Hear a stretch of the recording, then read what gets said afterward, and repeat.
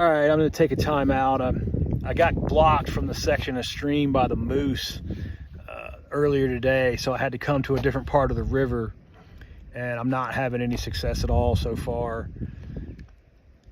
That's kind of what I expected. Trout are really hard to catch sometimes, and especially, it depends on where you are, definitely, but these fish, this is world-class fishing here. There's great fishermen here. There's pressure here, and these fish are tough, But I wanted to touch on a little bit like what we talked about in the prior post about entomology and how that works.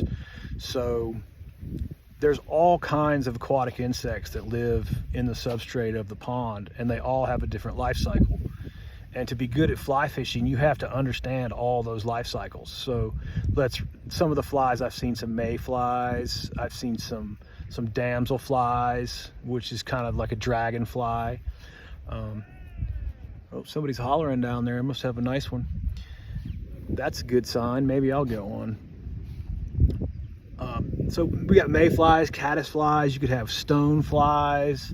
There's lots of different aquatic insects you have to understand, and you have to understand like the time of year and each one of their life cycles. They come off depending on the light and the water temperature, and each of them reproduce a different way.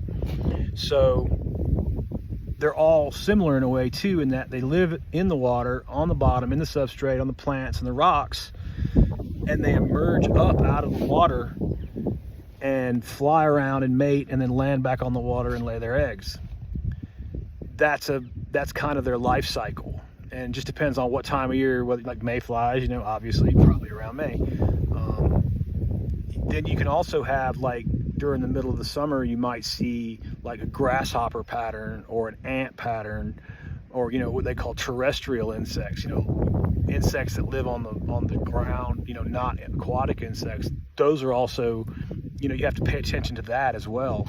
And it's important that you understand that, if you're getting into fly fishing, you have a pretty large learning curve, but it's really interesting stuff, And sometimes, like right now, there's nothing on the water. I'm not seeing any rising. I don't see any activity at the surface. So I'm using like a fish pattern, it's called a streamer, but it mimics like a fish, because any fish that I just anticipate any trout feeding, since I can see there's no bugs on the surface and there's no fish rising right now. So I'm fishing under the water. You would want to go with like a nymph, is what they call that in a fly pattern. That streamer right there is a minnow mimic. Maybe probably like a black-nosed dace. I think they have those out here. That's a pretty common fish. So you're mimicking a fish, and I'll have to change that if the insects start coming off the water. Like the last night, it was the midges that were coming off. So you would have to scale back to a real small fly. And I just wanted to touch on that, elaborate on that a little bit more, because I kind of left some stuff out in the original post, and I need to do longer format stuff for YouTube anyway. So, that's kind of, my way to articulate that, that life cycle process that we're trying to mimic as fly fishermen. And you can actually learn a lot about all kinds of fishing from fly fishing. It'll make you really observe it in the environment. So if you've never tried it, I highly recommend it. It's a lot of fun. It's definitely challenging though, be prepared. I haven't caught any fish today. I've had a few follows.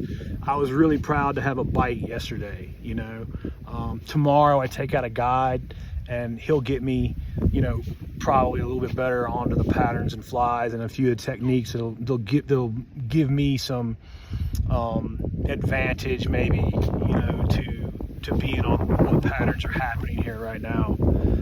If you go out west, like we are here, it's beautiful here. I highly recommend it. It's incredible. It's an incredible experience. And if you have any questions or anything, just drop me a DM. I'll be glad to help you any way I can. Like I said, I'm no fly fishing expert, but sometimes I can articulate things that help people learn. I've heard that a lot, so I hope this helps you guys with your fishing and tight lines. Good luck.